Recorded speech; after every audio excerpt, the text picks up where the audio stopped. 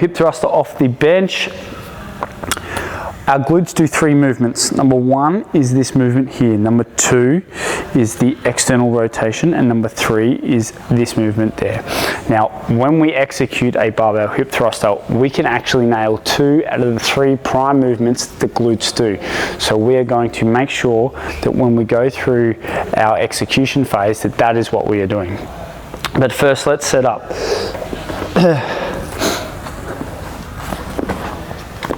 What we are looking to achieve here is that we want to start on the ground, and the reason being is because if we try and have the bar lifted and then placed on us, it's just going to be a pain in the backside. So start on the ground, roll the bar up nice and tight. Now I want you to cement your feet first. What we are looking to do with your feet here is I want your feet directly in line with your hips.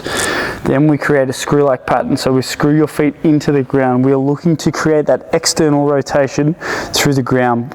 So think about putting a skewer through here, through the bone that's in line with your big toe, the bone that is in line with your pinky toe, and your heel. These 3 center points are anchor points and cannot move. Now what we are looking to do is place your weight to the outside of your foot. So we're screwing in like a screw. Already you can see that my knees are trying to push their way out. This is what we want to achieve.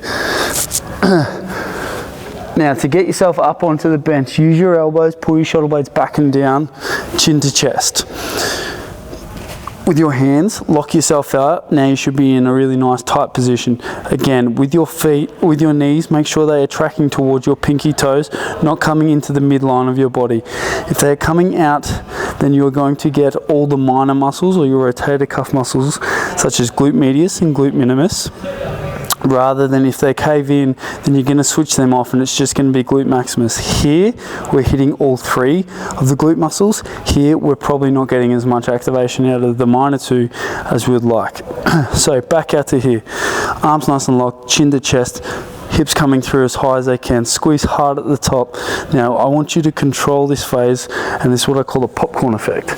So the popcorn, as we lower down into the pan, takes a while before it then goes pop up. Okay, so we're going to go slow down, knees keeping out, and then popping up, knees coming out, and then popping up. Make sure we're not caving in. There is an acronym and a saying that I want you to remember. It is step by step, rep by rep. We want our last rep to look exactly like our first rep, and how we execute that is by following our acronym. Our acronym is STEP. Stabilization, tension, execution, then we track performance. You cannot track performance without the first 3 being hit. So how do we hit it in the hip thruster? Well, number 1 is stabilization. Our stabilizing factor is our hips and our shuttle blades. So we want to pull our shuttle blades back and down, and we also want to stabilize these hips by external rotation. That comes from your feet. Number 2 is tension. Make sure that when we are coming up and into this position, that we are feeling it exactly where it is that we want it to feel, and that is through our glutes. If we're starting to feel it through our quads, which can be the case because we have a fascia that runs along the sides of our body, known as the IT band, and inserts into our glutes and also our quads can start to take over. So make sure that our knees are rolling out and we're feeling it through our glutes. That's our tension. Execution, again, rep by rep, same as the first rep, as the last rep. And then finally, P for performance. Track your performance.